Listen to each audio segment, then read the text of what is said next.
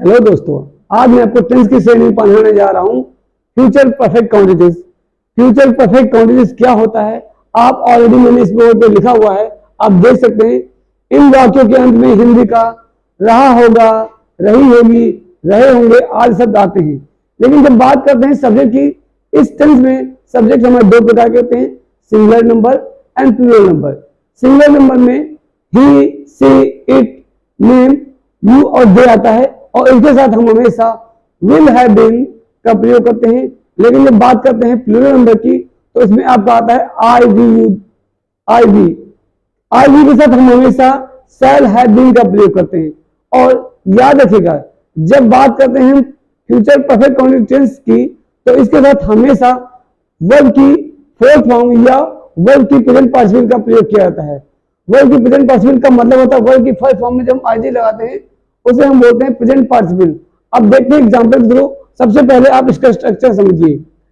जब सब्जेक्ट आपका ही, she, it, name होगा तो इसके साथ विल हैव बीन वर्ब की फर्स्ट फॉर्म, देन ऑब्जेक्ट, उसके बाद सिंस या फॉर आता है और उसके बाद डेट, टाइम, मंथ या ईयर आएगा। In the same way when we talk about plural number, तो अगर आपका सब्जेक्ट आई है, वी है, तो इसके साथ शैल हैव बीन आएगा। और ठीक इसी का जैसे अपन जो सिंगुलर का बनाया है उसमें भी हम वर्ब की फर्स्ट फॉर्म में आईएनजी प्लस ऑब्जेक्ट्स, उसके बाद सिंस या फॉर का प्रयोग करते हैं। अब समझते हैं उदाहरण के थ्रू और क्या इसके सेंटेंस की क्राइटेरिया होती है। चलिए सीखते हैं।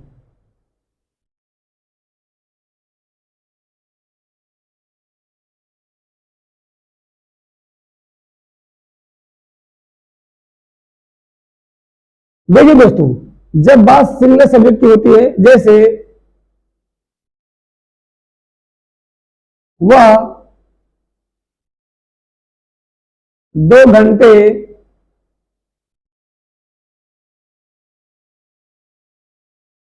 से पढ़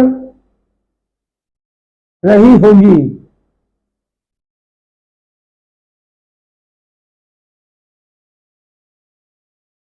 वह 2 घंटे से पढ़ रही होगी। इस सेंटेंस में सब्जेक्ट हमारा सी है। सी विल हैव बीन, पढ़ना को बोलते हैं रीडिंग,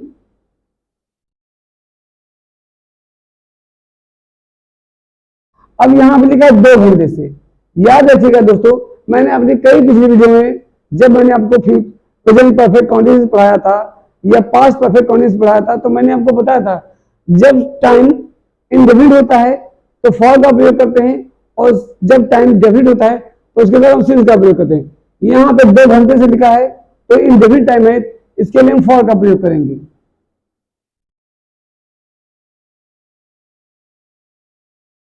फॉर 2 आवर्स।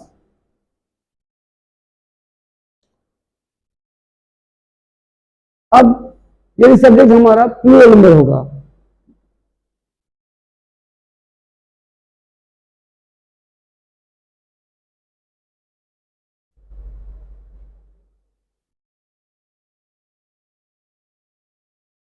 मैं मनीषा को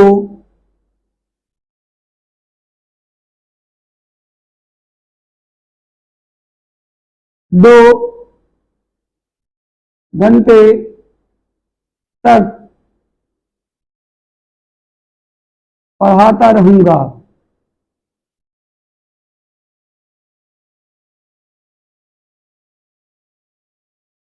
इस सेंटेंस में सब्जेक्ट हमारा आई है और आई के साथ हम लिखते हैं shall have been.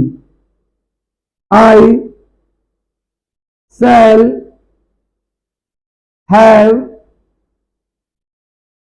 Been teaching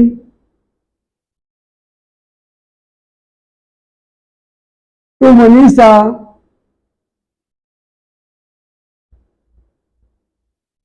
यहां पे 2 घंटे लिखा है फॉर 2 आवर्स। अब यदि बाद में डेफिनिट टाइम दिया गया हो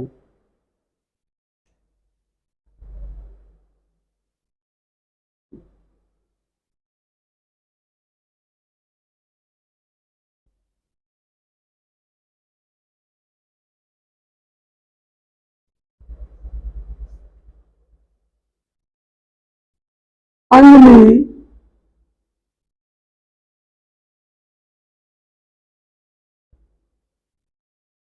2 बजे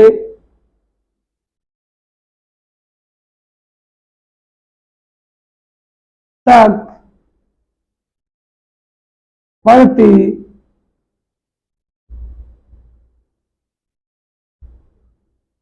रहेगी। अंजलि 2 बजे तक पढ़ती रहेगी। इस समय में सब्जेक्ट अंजलि है,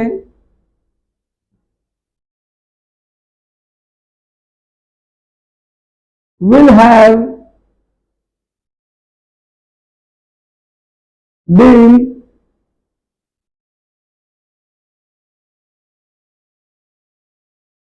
reading, Anjali will have been reading since 2 o'clock.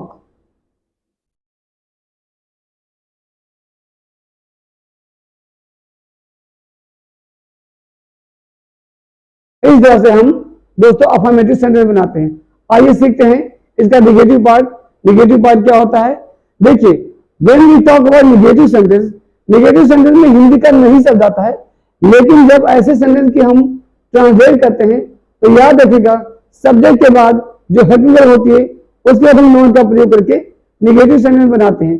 सबसे पहले देखते हैं इसका बेसिक स्ट्रक्चर।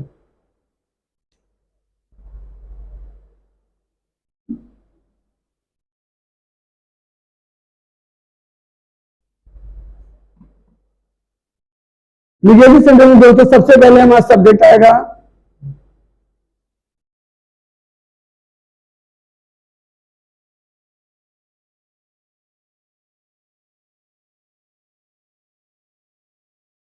उसके बाद अगर सब्जेक्ट सिंगल नंबर है तो will not have been,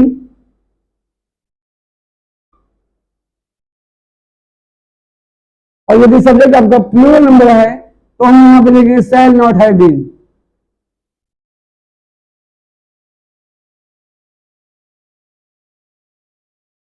verb की फर्स्ट फॉर्म में आईएनजी,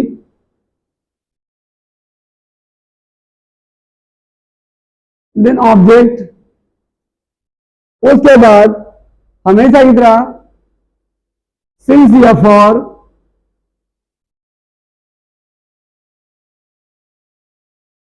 देन डेट,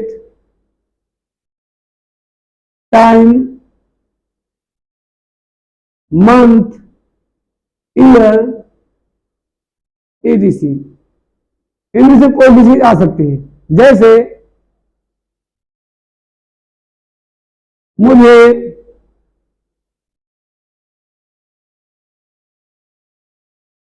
2 दिन से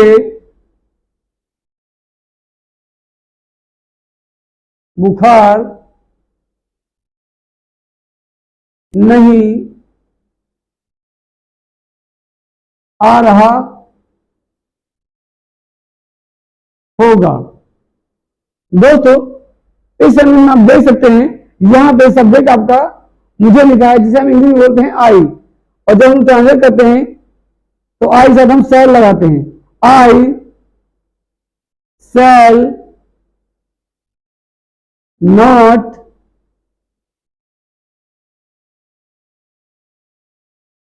हैविंग। अब बुखार को बोलते हैं सफरिंग। जब बुखार आ रहा था उसे बोलते हैं suffering.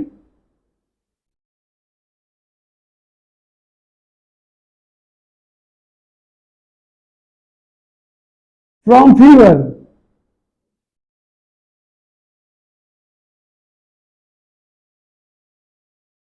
For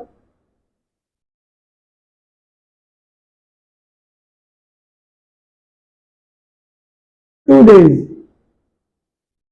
We can say I shall not have been suffering from fever for 2 days। इसी तरह यदि सब्जेक्ट सिंगल नंबर होगा तो हम विल नॉट हैव बीन का प्रयोग करेंगे। अब देखते हैं निगेटिव के बाद इंटरोगेटिव क्या होता है। इंटरोगेटिव का मतलब होता है यदि इंटरोगेटिव फर्स्ट टाइप है तो यदि क्या वाक्य के प्रारंभ में आए तो क्या के वर्ड का प्रयोग नहीं करते हैं। Same on the basis of tense इसकी हेल्पिंग वर्ब को सबसे पहले लिखते हैं और इस टेंस की हेल्पिंग वर्ब विल और शैल होती हैं और उसके बाद हैव बीन या आपने देखा होगा वर्ब की फर्स्ट में आईएनजी लगाते हैं। चलिए अब देखते हैं बेसिक स्ट्रक्चर।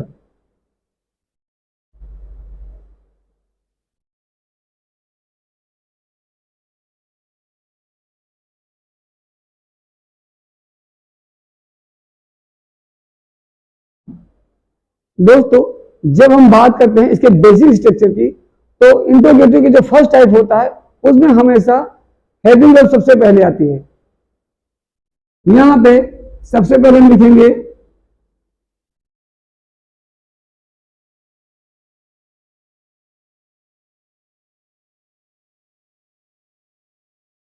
इंट्रोगेटिव यस और नो टाइप।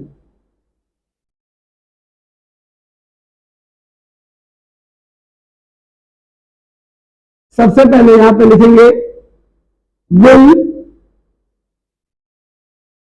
या शैल, फिर सब्जेक्ट,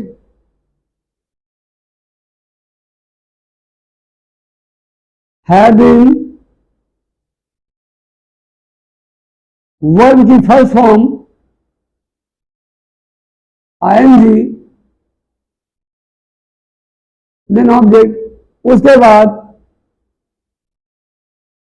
सिंस या फॉर, डेट, टाइम, मंथ या ईयर, इनमें से कुछ भी आ सकता है और लास्ट में हम इंट्रोगेटिव का साइन लगाएंगे। अब एग्जाम्पल जैसे क्या वह 5 दिन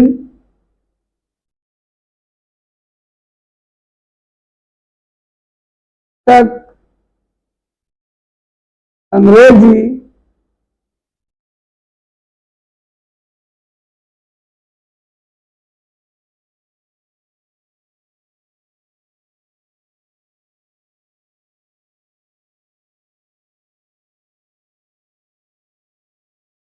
पढ़ता रहेगा।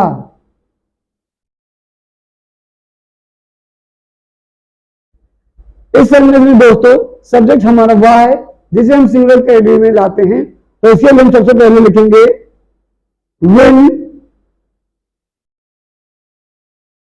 ही have been reading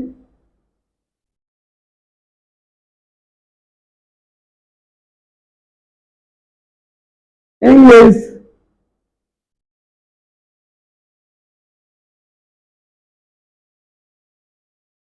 for 5 days।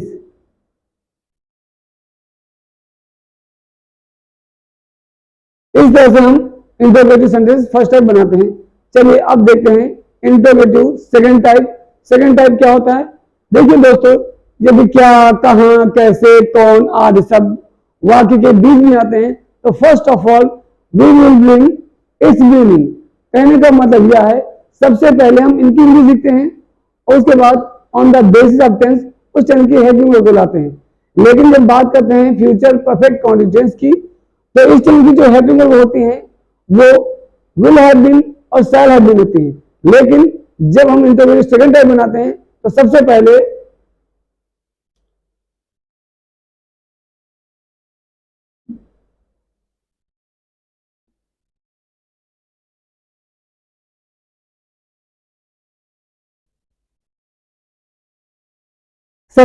दोस्तों हम क्वेश्चन वर्ड को लिखेंगे।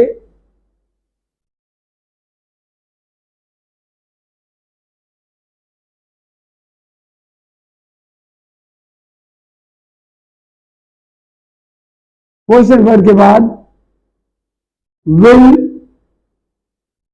या शैल आता है। विल सिंगल के साथ और शैल का प्रयोग हम सब प्लूरल के साथ करते हैं। इसके बाद सब्जेक्ट हैव बीन, वर्ब की first form ING, then object since या for, date, time, month, year, etc.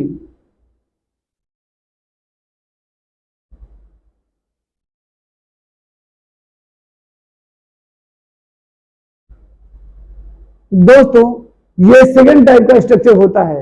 अब एग्जाम्पल,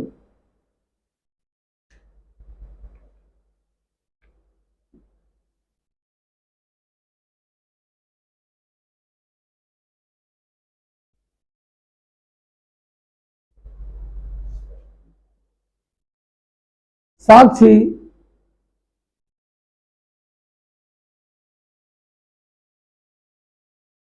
5 दिन से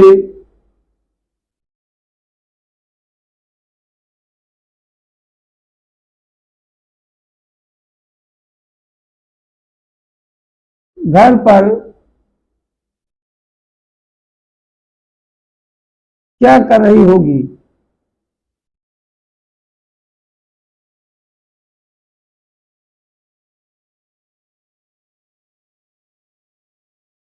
साक्षी 5 दिन से घर पर क्या कर रही होगी। यहां पे दोस्तों आप देख सकते हैं क्या वाक्य के बीच में आया है, और जब हम बात करते हैं क्या अगर वाक्य के बीच में तो सबसे पहले इसकी इंग्लिश को लिखते हैं, और जिसे हम इंग्लिश में बोलते हैं व्हाट। व्हाट, अब सब्जेक्ट आप देख सकते हैं साक्षी है तो यहां पे होगा what will Sakshi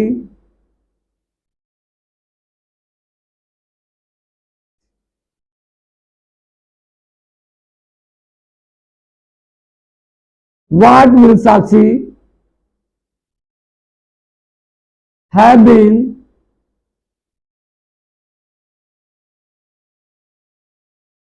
doing at home। यहां पे अनिश्चित टाइम दिया गया है तो इसके लिए आएगा फॉर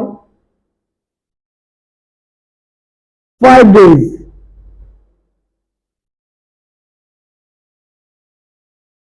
एंड क्वेश्चन वर्ड। इस तरह से दोस्तों सेकंड टाइप के इंट्रोगेटिव सेंटेंस बनाए जाते हैं। आशा है कि आप जो मैंने अभी तक जितने भी टेंस पढ़ाए हैं आप उसको पढ़ रहे होंगे, और अगर उसमें से कोई भी किसी प्रकार की एरर्स होती है तो आप लाइक कमेंट जरूर करें ताकि हम उसको रेक्टिफाई कर सकें। मिलते हैं अपने नेक्स्ट वीडियो में जिसमें मैं आपको पढ़ाऊंगा is am are, was were या बेसिक फंडामेंटल सेंटेंस कैसे बनाए जाते हैं। Thank you so much and stay with us for more videos।